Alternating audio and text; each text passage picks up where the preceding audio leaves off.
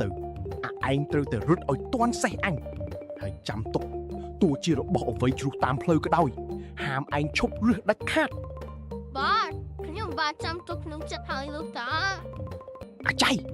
ចុះប្រអប់ស្លាអញទៅណាអស់ហើយ កាលទីសេះមកវាក្រឡូប្រវាយជ្រុះតាមផ្លូវអស់ហើយលោកតាតែលោកតាមានប្រសាសន៍ថាបើរបស់ជ្រុះហាមខ្ញុំឈប់រើស ចាំទុកលើក្រោយមិនថាជារបស់អ្វីជ្រុះតាមផ្លូវទេឯងត្រូវតែប្រមូលរឹសមកឲ្យអស់ របស់ជ្រុះពីលើសេះហើយត្រូវតែរើសតាមបញ្ជាលោកតា អាចៃយកស្លាមក អាចសេះមកដៅជ្រុះតាមផ្លូវខ្ញុំប្រមូលមកមិនឲ្យសងវិតបំឡើយ អូយអាចៃអាចកែ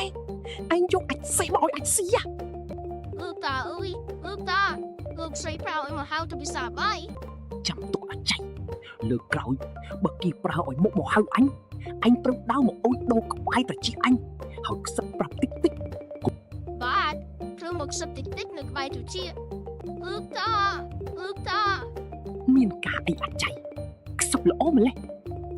ភ្លើងឆេះផ្ទះលោកតាអស់ហើយក្រាបទូល វើយមិនបាត់ឲ្យលឿនរួចទៅជួយជញ្ជូនរបស់ស្រាវចេញពីផ្ទះភ្លាមអាចៃ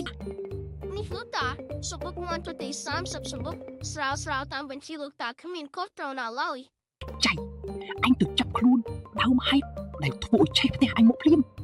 លោកតានេះជាដើមហេតុបង្កាត់ភ្លើងធ្វើឲ្យឆេះផ្ទះខ្ញុំចាប់លាក់ខ្ញុំយកមកថ្វាយហើយ អាចៃនេះកាចណាស់បើទុកវានៅក្នុងផ្ទះទៀត